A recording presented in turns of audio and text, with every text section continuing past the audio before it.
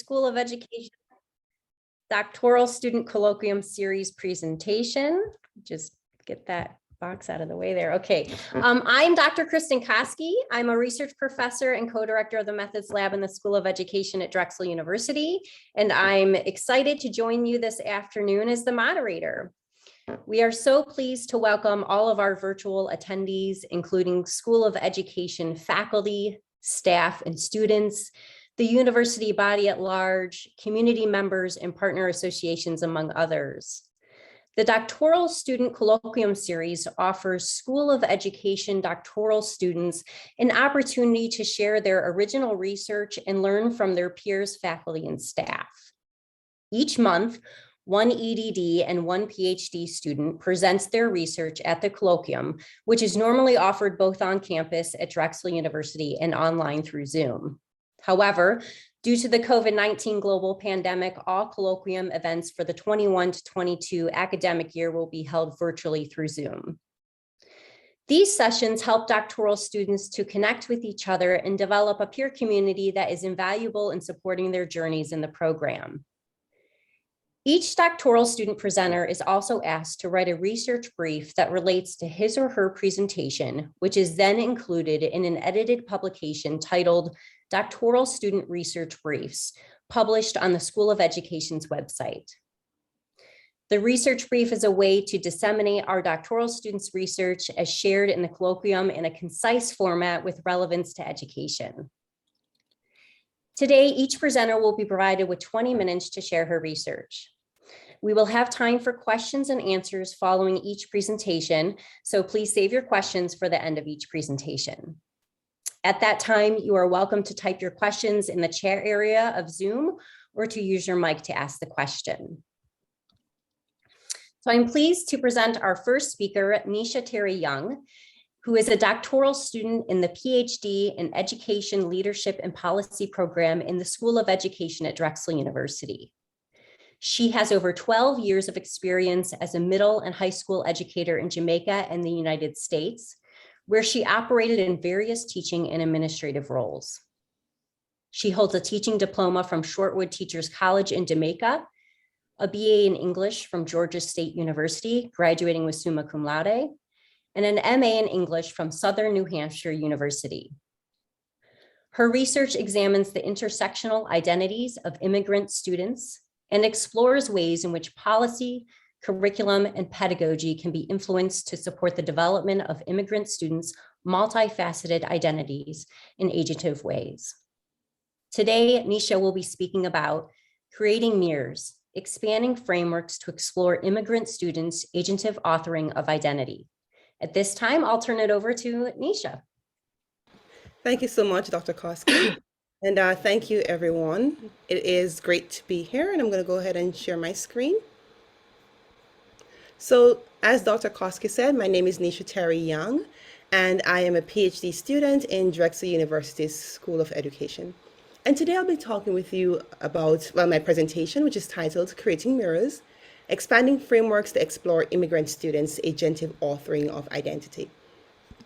And today, I will not be sharing a specific research study with you, but rather I'll be taking you on a journey with me as I share my impetus for my research, the frameworks on which I ground my work, and then after that, I will actually be previewing a conceptual framework, which is in process. I'm in the process of outlining it, and it is very much in its inception phase, so I welcome your feedback and your suggestions as I continue to build my own understanding of the field through research and study.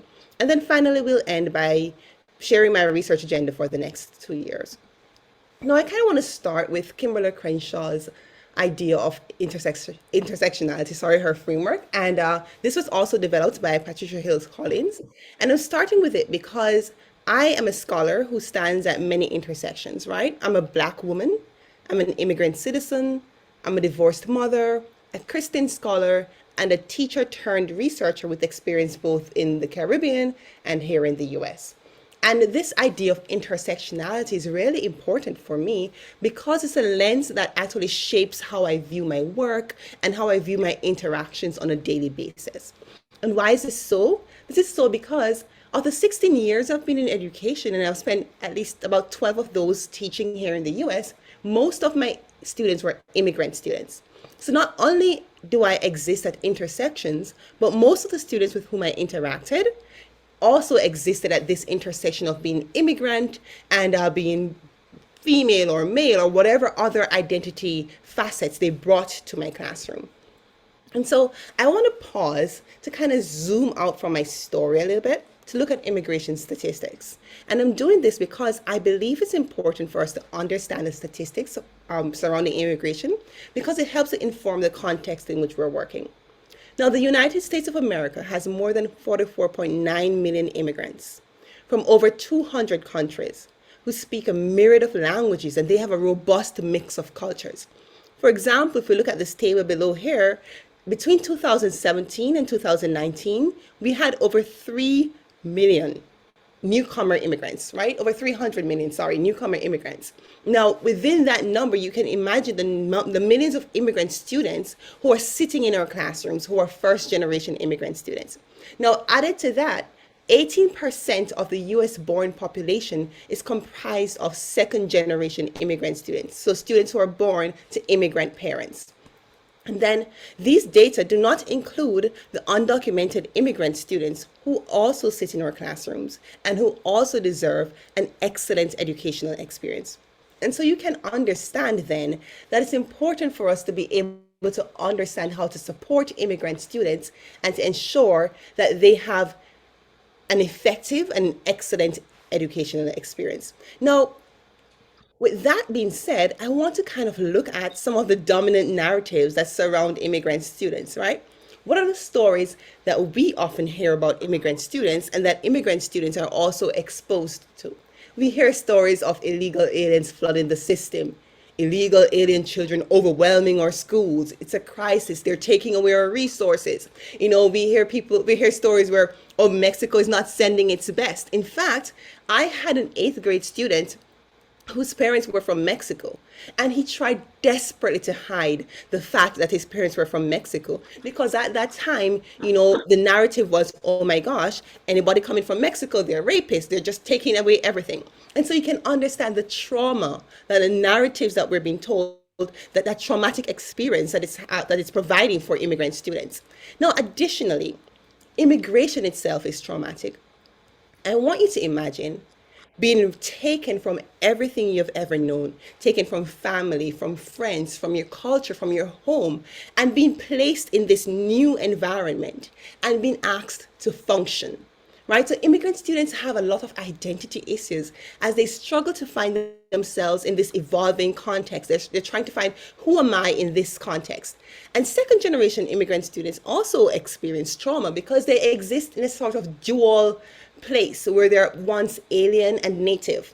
So they're coping with the culture of their parents and the culture of the society in which they were born and trying to find themselves within that space. And so there was a problem, right? Because research says that because immigrant students are struggling with this identity issue, then it's important for us to provide them with cultural references that they can tap into, that they'll be able to use those as touchstones to help them as they're navigating this new space. But then I realized that in ELA classrooms, there were inadequate or missing supports for immigrant students as they struggled with their evolving identities. Where were these cultural references that were so needed for my immigrant students? You know, my immigrant students, especially my immigrant students of color, did not readily identify with the characters and the experiences in the novels that we were reading in my ELA classroom. They couldn't find references there. Now, additionally, beyond ELA classroom, the textbooks in school and the standardized assessment packets across the board were disconnected from the realities, both past and present, of immigrant students. Now, let's add to this the fact that many teachers are ill-equipped to support immigrant students. So they end up unintentionally misunderstanding, essentializing, or negating them entirely. And then we can understand how all of this compounds to create a problem for immigrant students, right? And so because research says that students need to be able to see themselves, the question is, where can we then, or how can we provide that sort of representation and touchstone? So this takes me to the first of a few frameworks I'd like to preview with you guys. And the first one is books as mirrors and windows, postulated by Rudine Bishop Sims in her seminal essay from 1990. So Bishop Sims basically said, reading should be a means of self-affirmation, where we can see our own lives and our own experiences as part of this larger human experience. And so that when children cannot find themselves reflected in those books that they're reading, they cannot find that reflection of their experiences, then they learn a powerful lesson about how they are devalued in the society of which they are a part. So she basically articulated that in classrooms, especially ELA classrooms, we need to provide books as mirrors and windows. Now, she presented these texts as serving those three possible purposes, right? Mirrors, where students can see themselves, windows where they can see into other cultures and experiences, and then what she calls sliding glass doors that open up possibilities of navigating multiple spaces. Now, these functions she articulated to emphasize the importance of transforming the experience of culturally diverse students in the US who are made to engage with and learn from texts that sometimes negate them or limit their inclusion.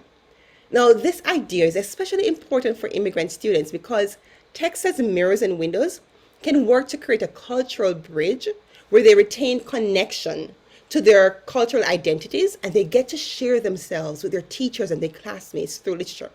Now, this fosters better adjustment and greater understanding all around. I'd also like to take a look at culturally relevant pedagogy as postulated by Gloria Ladson-Billings. Now, Ladson-Billings argues that teachers need to provide rigorous instruction and have high academic expectations for their students.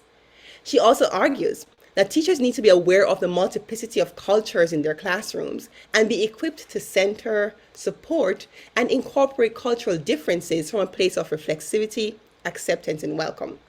Teachers, Ladson-Billings argues, need to engage in pedagogy that interrogates inequities in society and that impact their students, and then work to challenge and transform these socio-political contexts.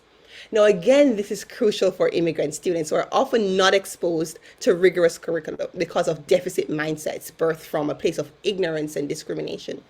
For example, in my years in the US classroom, very often I found myself in meetings where we're told, okay, we're getting a newcomer immigrant student.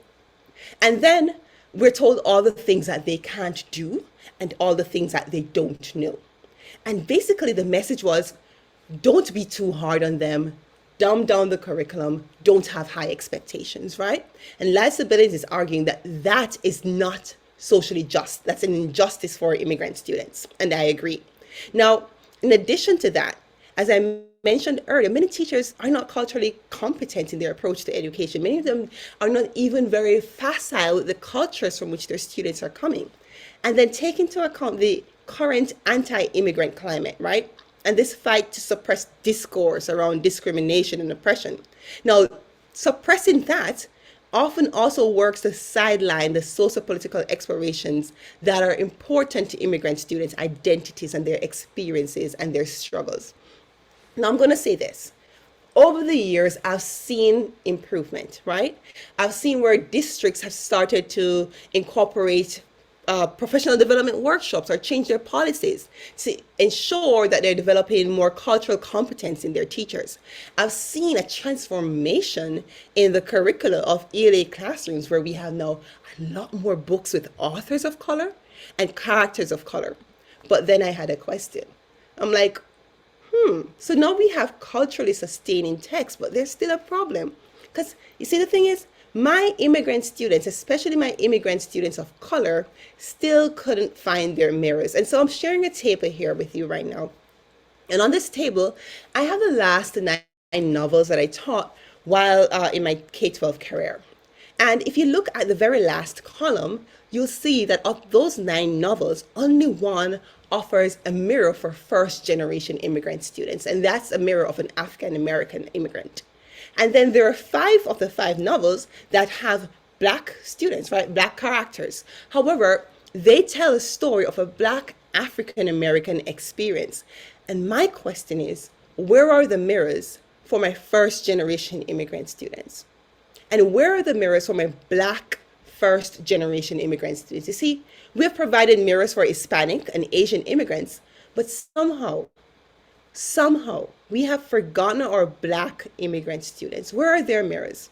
You know, we expect them to find mirrors in the stories that reflect the African American experience, but their experiences are different. You know, going back to the idea of intersectionality that I shared earlier, their experiences take into account all those different facets of who they are, and we're simply not providing those mirrors for them. So what I'm arguing is that in our quest to foster cultural competence and provide mirrors, many of us have inadvertently reproduced a system of stereotyping and negation by narrowing the focus on a certain type of immigrant and certain type of experiences and overlooking others. And so the question is then, what can we do, right? And so when I'm thinking about that, I start thinking about G's 4 types of identity, because we're looking at immigrant students' identity and who they are and who they're becoming.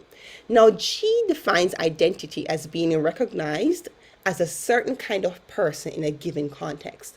And I found this to be so salient to the immigrant experience, because very often my immigrant students would actually articulate that struggle that they're having both internally and externally, where they're being asked to be different kinds of people in different places. So at home and in their cultural enclaves, they're asked to be a certain kind of person. And then when they come to school, whether through the institution or through their affinity groups, they're asked to be a different kind of person. Then I give them mirrors in my ELA classroom that presents them as a totally different kind of person. And these are all in conflict.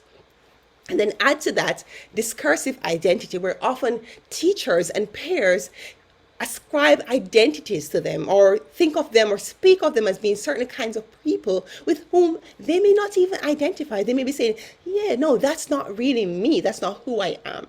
And so how do we support students as they're going through this? And so these questions led me to this tool, this framework that I'm currently working on, and it's called the Critical Cultural Identity Tool. And the premise of this tool is that there's no possible way for policy and pedagogy to articulate a single approach that can allow us to offer mirrors for all of the intersecting identities of all the students in our classrooms. As such, strategies need to be explored that can provide students and teachers with the tools to create their own mirrors in agentive ways. Now, the approach hyper-centers immigrant students' multifaceted identities within the context of G's 4 frames, and it aims to be a tool that can offer pathways to address this need for mirrors, more culturally sustaining mirrors, by allowing students to resist dominant narratives and author their own mirrors. So I have here an actual diagram of the tool itself, and you'll notice that the framing has G's 4 different types of identity, because I believe that our immigrant students are operating within this bounded framework. And then in the center, I have the identity tool as a circle, and then it represents different facets. So in terms of constructs of race and family structure and generation and citizenship, it allows immigrant students to interrogate who they are in terms of these various facets. And then what it does is it allows them to look at how these facets are constantly intersecting and evolving and constantly being shaped by their interactions with institutions, affinity groups, and discourse about them. Now, where do we go from there? Once they have interrogated, who they are and how their interactions with these different forces help to shape who they are, and now they're ready to speak up and author their own mirrors, how do we do that? And so then that leads me to a focus on critical race theory and the tenet of counter-narratives. You see, my ultimate goal in working with CCIT is to amplify the voices and the pens of immigrant students so they can tell their own stories and chart their own discourse. We think of Paulo Freire, who speaks of the fact that reflection without action does nothing. There's no liberation there. And so once students have reflected, I now want them to be able to act, and in order to liberate themselves by becoming authors. So once again, I'm bringing your attention back to the table that I shared earlier. I want you to notice something. If you look at the race and ethnicity of the authors on this table, you'll realize that for the most part, with the exception of the novel The Help, for the most part, the ethnicity, the mirror created in these novels is actually a reflection of the authors who wrote the novels. The immigrant experiences created reflect the immigrant experiences or lack thereof of the authors. What am I saying? I am saying that if we want to create mirrors for our Black immigrant students, then we need to empower them to be authors, to become authors. We need to empower them to author their own stories, to tell their own stories, not just for themselves, but for the immigrant students who are coming behind them. And Dr. Alan Handy refers to the hypercentering of students' identities as an over-exaggeration of the emphasis on their lived experiences of the Black and brown and other marginalized groups. And so this is done in an authentic, agentive way where they not only push back against misrepresentation, but they're also free to create new forms of representations or mirrors, what G refers to as new systems of interpretation. So with that said, what's my research agenda for the next 2 years while I'm here at Drexel? I intend to focus on the interactions of immigrant students' intersectional identities within the context of discourse, both discourse about them and discourse by them. Some questions I'm currently grappling with and exploring. I'm wondering, in what ways can the CCIT as a pedagogical tool influence immigrant students' discursive agency in countering identity narratives that misrepresent and or negate them? And then, what prevailing identity facets do immigrant students draw upon as they use the CCIT to author authentic narratives of self in response to texts that do not mirror their identities? Now, I will say this, back to my table, right? That table only has 9 novels on it. And so I would love to invite you, if you are aware of other culturally sustaining novels that have been added to curricula nationwide, I would love for you to share them with me. And I'm sharing my email address here, because then I can get an even more expanded understanding of the mirrors that are being provided by students, right? And my goal is to really understand the nature of the field as I am moving forward into research. So I would love for you to go ahead and share those novels, share the poetry, share the music, where you're seeing mirrors being added to curricula. I would actually appreciate you sharing that with me. Now, what are the implications? I believe that the CCIT holds rich potential to add to the conversation surrounding critical pedagogy for immigrant students. It offers the possibility of advancing theoretical understanding concerning immigrant students and the processes that they employ as they navigate their shifting identities within the context of educational spaces. It also holds the promise of expanding upon Bishop's and Latibidin scholarship by articulating an approach that makes room for greater student agency in interpreting and crafting representation.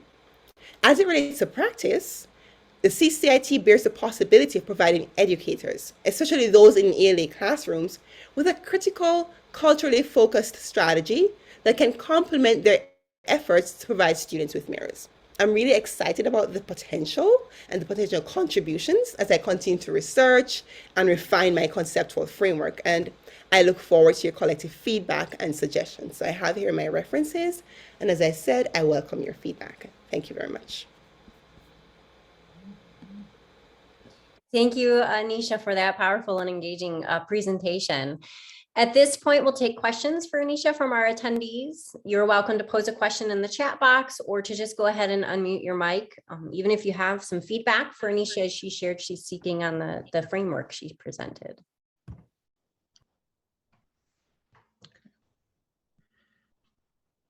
Hey, Neisha, Elon Friedman here. Great presentation. It's a very, very interesting research project. So thank you for presenting it beyond that.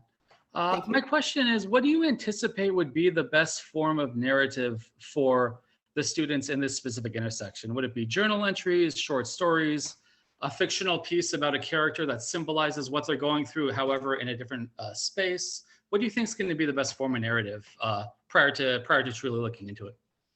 So as a culturally sustaining researcher, I want my students to tell me how they want to present themselves. Because I think when they're free, when they have the freedom to do that, that's true liberation. You know, when I used to teach, I got to the point where I would tell them, I'm not giving you an essay question. I want to hear what you have to say. So I want to see if they're given the freedom to express themselves, how do they do that? And then why? Because we can understand so much more about them that way. Awesome. Thank you. Thank you. And I see a question here in the chat. Someone asked if I would prefer, if I'm planning to focus more on secondary or elementary. So my experience is mostly with secondary, but I'd actually love to start there. But I also want to know what happens with our younger students too. And so over the years, I hope to partner with other early childhood educators to explore that realm as well. Neisha, looks like we have another question in the chat down below, wondering how you feel these practices might be relevant to elementary students. And so you're beginning to address that there. Right, thank you. And so as I said, hopefully in coming years, I'll be able to partner with elementary researchers. I will say this, I have 2 little boys who are currently in elementary school. And one of my boys, he's a writer, so he fancies that he's writing a novel right now. And so I know sometimes, we often say, oh, secondary students are more adept at articulating who they are. But having seen my children being able to say who they are and be able to stand up and say, I like this and this is who I am, I really do think that once we give them that freedom and that agency to author their identities, that they will impress and inspire us. And so I'm really looking forward to seeing them being empowered at that young age as well. And I see another question, sorry, about the relevance to undergraduate students.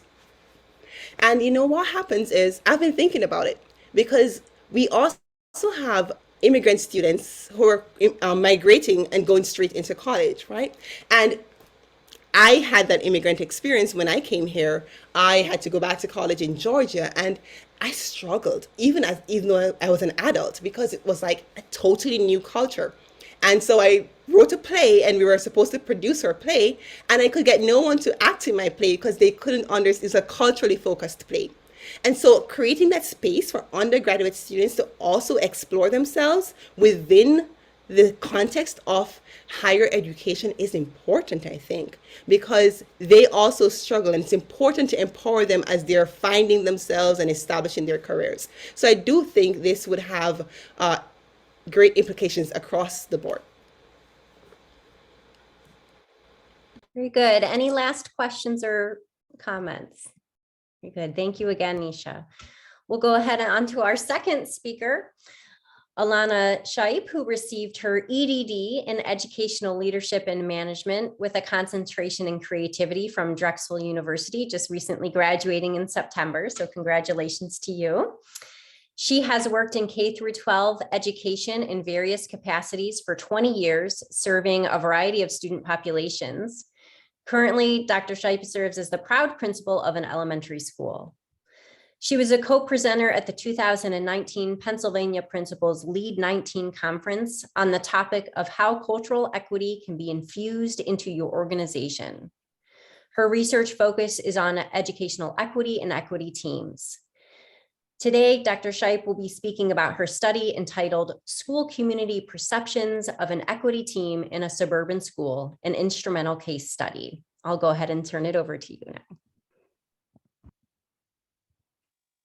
Thank you very much. This is an honor and a privilege, and I will try very hard not to waste your time.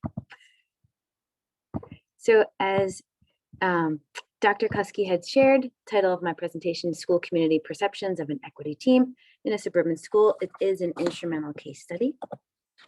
My supervising professor, Dr. Christine Grant, is in the audience, so be kind to her as well. This Baldwin quote really speaks to my core belief as an educator. All children, not just the ones who are like us, who are easy to teach, deserve an education.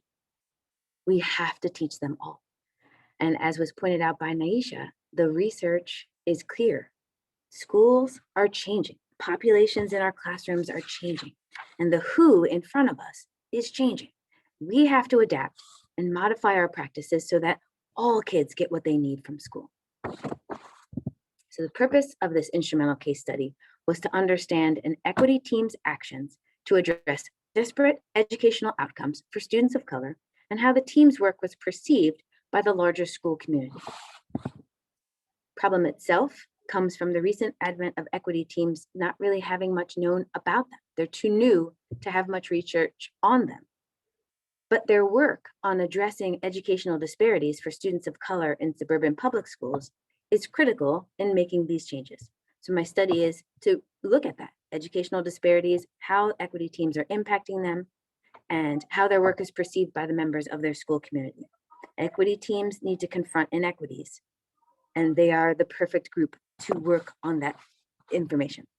Substantial research exists for urban schools at this time, and there is actually a very recent study, a 2018 study on equity teams in an urban environment, but again, limited research on equity teams in suburban public schools. 2 research questions drove this study: how an equity team in a high-performing suburban public school works to establish an equitable school environment, and then how the school community perceives their work, how teachers, staff, and parents perceive the work of the equity team. As an instrumental case study, a single case was interacted with and examined for a larger, more meaningful and relevant purpose. The case in this instance was a single school in a suburban district. And through that deep exploration of that bounded system, I hoped to illuminate the issue. It could also include quantitative data, so you'll see that going forward. And there is a synthesis of the diverse perspectives in the school that is studied. For the data collection, we're looking at interviews and also a survey. Semi-structured interviews were with 4 groups, and they took a slightly different turn for one specific reason. Focus groups with the school's equity team, with teachers, and with parents were all in a group setting. But administrators, due to the nature of their job and their positions, needed a bit more protection for their anonymity and their confidentiality. So I did conduct one-on-one structured interviews with them instead for those reasons. I did not have any staff volunteer to participate in a focus group, so I was unable to have a focus group with staff. There were staff who submitted responses to the community survey, so I do have representation from that group from that data source. All of the groups listed on the right side of the screen, equity team, administration, teachers, staff, and parents all submitted responses to the survey. So I had a diverse representation on that. And then just a quick clarification, the equity team itself consists of members of administration and teachers, but does not currently include staff or parents at this time.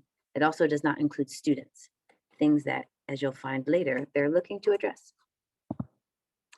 For the analysis on the survey, I used descriptive statistics, looking to really understand what the data was telling me in a variety of formats. And then for the interviews, I read verbatim transcriptions and then did in vivo coding to honor the voices of the participants. And I'll share a few examples later in this presentation. I used descriptive coding to summarize passages of data, and then used values coding to explore the beliefs of the participants. Open coding to identify codes that might emerge from the data, and then compiling all of those codes into pattern coding and identifying themes.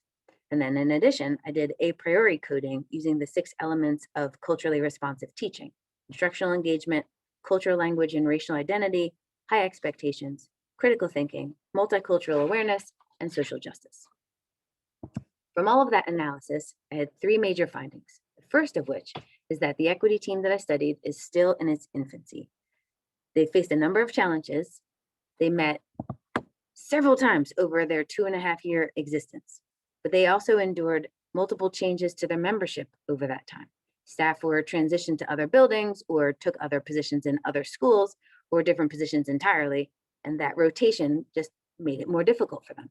We also endured a pandemic. I don't know if anyone was aware of that. We did that thing last year. We're still living it. And that shift to being virtual dramatically increased their hurdles. They were able to host an event. It was a book study event, and it was with teachers, internal with the building. They were working on planning a second, but again, they're 2.5 years in and working on a second event. It doesn't sound like that's a lot, but for them it was, and that's just where they are in their journey. And so they're still working on what they've identified as analyzing data figuring out what policies, practices, and procedures are in need of adjustment, what inequities are in need of being addressed, and then how to facilitate relevant trainings for the people that they're with, students and staff included. Second major finding is that the school community as a whole is largely unsure or even aware that the team exists and or what they do. And this was from both survey and focus group responses. Legitimately, more than half of the survey respondents didn't know that there was a team at all. 80% of those who responded weren't sure what they do or if what they do was actually useful. And then 32 of the responses from people who said they had attended an event actually misidentified the host of that event. So they said they had attended an equity team event, but what they identified was something that the equity team had not in fact put on. Looking at some of the focus group responses, parents weren't able to name any activities in the focus groups. In fact, one parent said, I can't even say that I've heard a lot of information about that group. The teacher said that the equity team hadn't really had much activity during the year because of the pandemic, but equity needs to be a focus, so it's something that we should be working on. Teachers and equity team members both shared that they're confident the school is not yet equitable. They know that. And one teacher shared that they're definitely trying, but she said, we're really falling short. And that's something that I'm hoping next year we can really get down to fixing. The third finding is in comparison to the MACE components. MACE is the Mid-Atlantic Equity Consortium. It's a group that is relatively close in location to the school and is a very useful resource for equity work. So it was a logical pairing up to compare the efforts of this team with this local organization's standards for equity. So according to the components, an equitable school needs to have a clear mission where equity is at its heart the focus. The school did adopt a mission statement, but it adopted the district levels one. And so it's a bit more generic and doesn't clearly address access, process, treatment, or outcomes. Second bullet, there does need to be an inclusive climate, visual, physical, in terms of what the kids are looking at and what they're experiencing in the building. At Watts, which is the name of the school in this study, the full diversity of students and staff is just not depicted through the curriculum, instruction, or the visual environment. MACE characteristic number 3, there should be collaboration with various stakeholders. The school is working on that, but at the time of this study, they did not have a representation from all the groups in the school community in its membership. And then the fourth is in partnership with outside of the school itself. So parents, the local businesses, civic and cultural organizations are working together to develop high expectations for students and what supports might be necessary to provide opportunities and enrichments. There are partnerships that the school has, and they're working towards developing additional ones. They're just in process. In terms of the focus group feedback on this one, more specifically about climate and culture, just digging into that a little bit. One teacher said that it's an inclusive place where kids are comfortable being dorky. Another teacher said it's a small school community, it's more personalized, and the relationships between students and teachers are especially tight-knit. And then another teacher said there are instances where people are judged by the way they look, and expectations are different depending upon how you look, how you act and think, your culture, and things like that. Another teacher said that they have a very big Indian population at the school, and a lot of them tend to group together.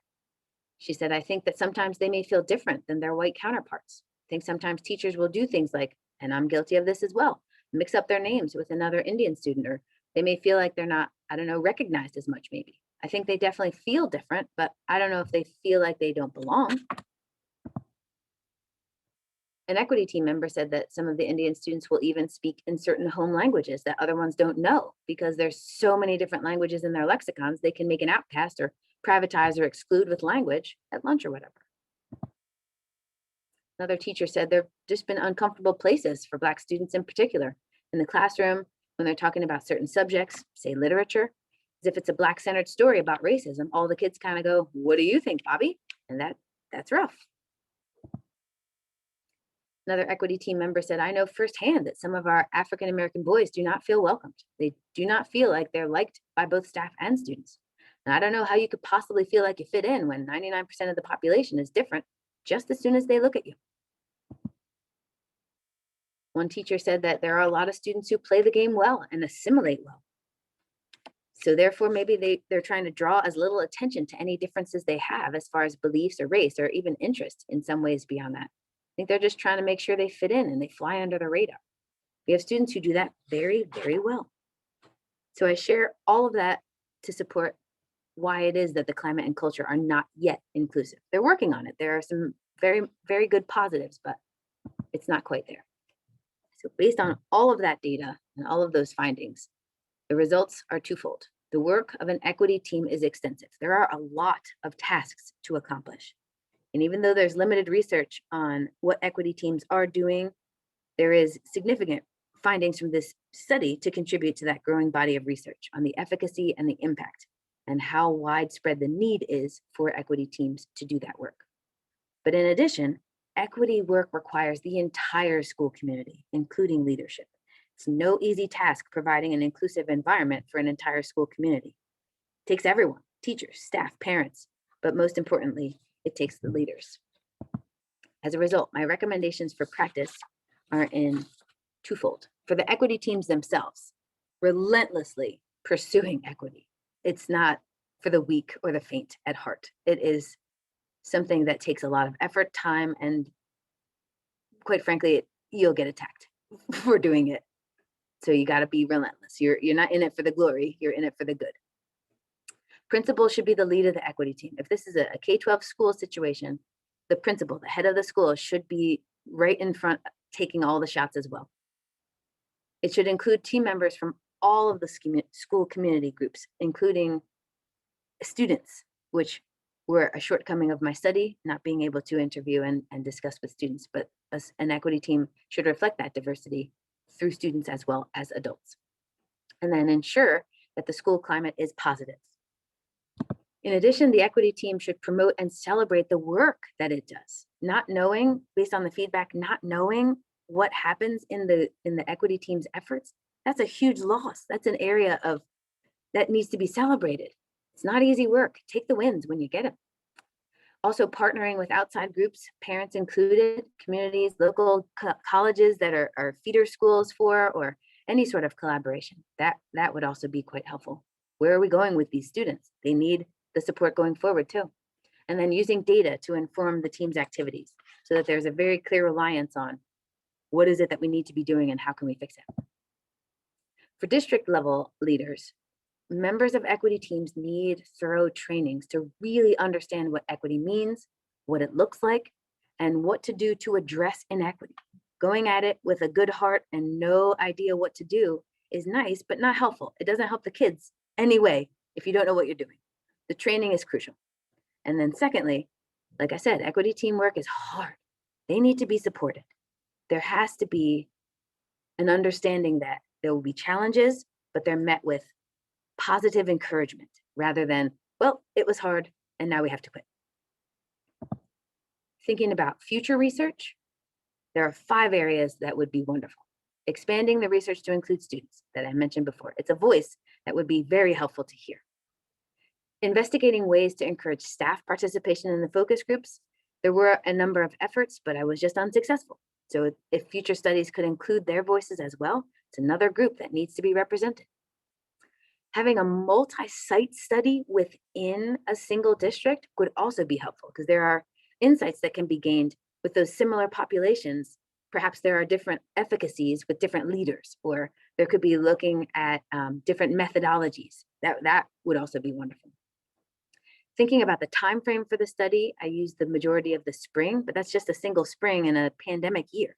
So maybe a longer range study to look more closely at what the team does over time and get an idea of what the pitfalls are and what they can do more intentionally. And then finally, expanding the research study to include those partnerships outside of the school community with what's coming next and what's in nearby resource. In conclusion, and I'm connecting this right back to that quote I started with. That Baldwin quote for these are all our children, we will profit by or pay for whatever they become.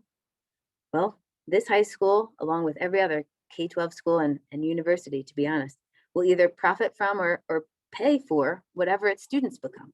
And since the future rests in the hands of our students, all the students are our collective responsibility. They're all our children. Thanks. So I was hoping for feedback on a couple of areas, but your questions could go anywhere.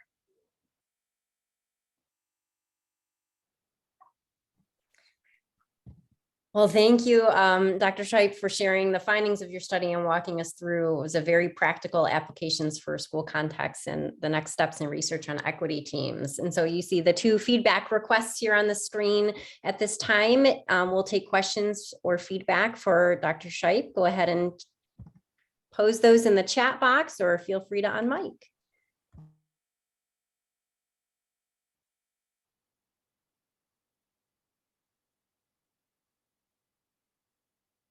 Are you speechless? Is that what happened? I've scared you. I'll ask a question. So as serving currently as a principal, how has conducting the study or the findings of the study transferred to your current practice? That's a good one. Then the benefit has been immediate. I get to do this work every day. I have the privilege of also working with the district level equity work as well, and knowing we do need to be very intentional about how we're training and planning equity related responses. So as it's a twofold, as things arise, very thoughtfully thinking what way to handle this would make the most impact and sense for the people involved, but also whoever would use this model going forward. And developing trainings based on that, hard, concrete, this is what happened, this is what we did. It's been very helpful, sharing that with my colleagues. But then in the more ethereal, theoretical concepts of, we really need to understand that differences and similarities aren't things to divide us, they're things to bring us together. And fundamentally, what trainings could we provide to help people become aware of each other? Just knowing that someone else has some commonalities, sometimes enough to bring down the barriers that they would then engage in equity work with each other. So the cool part is that I get to see it plays out in my personal life, as well as in the research study that I completed. I need more training, I need more support, and I need more time.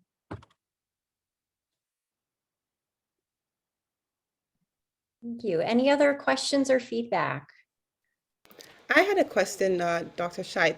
You mentioned that over the 2 years, the committee only sponsored one activity.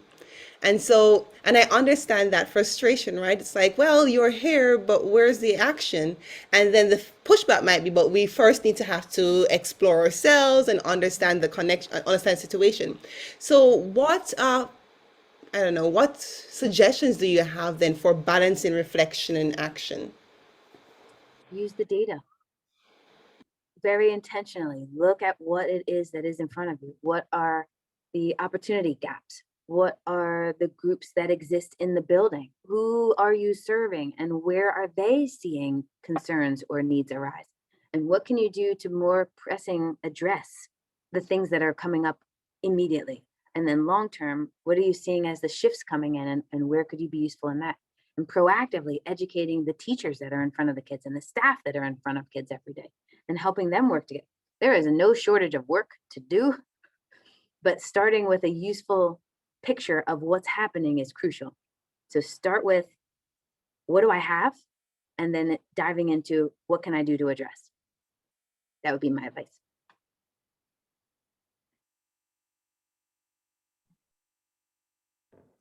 Mm-hmm. I'm fascinated by your presentation, so thank you. Great job. Having worked with a lot of equity teams in schools as a consultant, and looking at this balance of what's the most important work we should be doing now. Yes, this is important, and then we have the urgent that comes in and gets in the way. So as I'm listening, I'm wondering about, especially given today's climate, right? So I have two questions on how you're thinking about how do you keep this longer term, very important work on the front burner in the midst of all the fires that are being put out constantly in schools today. And where does this fit in the political climate and challenges around just even with the critical race theory and all of the accusations around that? So how does this work proceed in that climate? I'm just really curious to hear your thoughts. Yeah. What has worked so far, so I'm speaking from as a principal here in the district experience, is it's just being kind, being thoughtful, and inclusion. What's so bad about thinking about other people and taking their perspective into account when you do something? No one can argue with that. If they do, then we have a different problem to address. But that's kind of where the heart comes in. And what has worked is, so very recently, there was a series of events in the same grade over the course of 3 days with very different kids each time, all about intolerance, discluding someone because of their skin color. And so I said, I need to do something with this grade. It's not just an individual discipline conversation and bringing families in. It's a global kind of thing. And since then it's been expanded to the building, but I wanted to start with just that grade. And I had several parents reach out and say, I don't understand the purpose of this. Why do we need to do this? I'm not okay with this. And what I came back to them with was, what of this list of things that we're working on do you disagree with? You want your kid to be mean? You want your kid to be left out? You want your kid to be unkind? Well, no, I don't. Okay, let me do my job. Like, and I apologize, I forgot your first question. Oh, I love your answer to that. That's right where I'm thinking. I'm so happy to hear you doing that. It was looking at the balance of the urgent versus the important. Thanks. Yeah. Sometimes they intersect nicely and the urgent is DEI. It comes right up. Hooray. But other times there's just minutia. Today I have 11 teachers out and I'm worried about coverages. It's a real thing that really takes priority. But I don't let the tyranny of the urgent derail me. So I may not do it as fast or as efficiently as I would like to. I'm a get it off my desk because I did it well the first time kind of person. But I won't let it go. So if I turned my computer around, you would see it's covered in stickies of all the things that I have good ideas about that I will get to. And I don't want to let them go. I think, and this may be the biggest takeaway for me personally, it's that remembering it's not a one-person show. It's not about credit or being amazing or just knocking down pins. It takes a village. So in that same capacity, who am I building up to help me do this with me? So it's not, if I'm busy, it doesn't happen. I think that's also crucial. And then the more capacity we have, like for that example that I was sharing about the grade levels, they then passed it on to other grade levels before I even had a chance to think that was a good idea. And they were asking, the other grade levels were asking, hey, we should do something like that too. Okay, let's talk about it. And so owning it and giving people that authority and autonomy to make good decisions for kids, that helps tremendously. Thank you.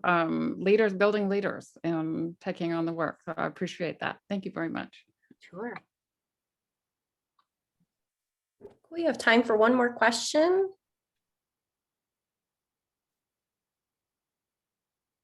No. Okay, I don't see any others. So I just want to thank our presenters, Neisha and Ilana, for presenting today. Just two very inspiring and connected presentations. Also, I'd like to thank all of you for attending the colloquium event series today. The next colloquium event will be Friday, January 7th from 12 to 1 p.m. Eastern Standard Time in Zoom. And we hope that you can join us.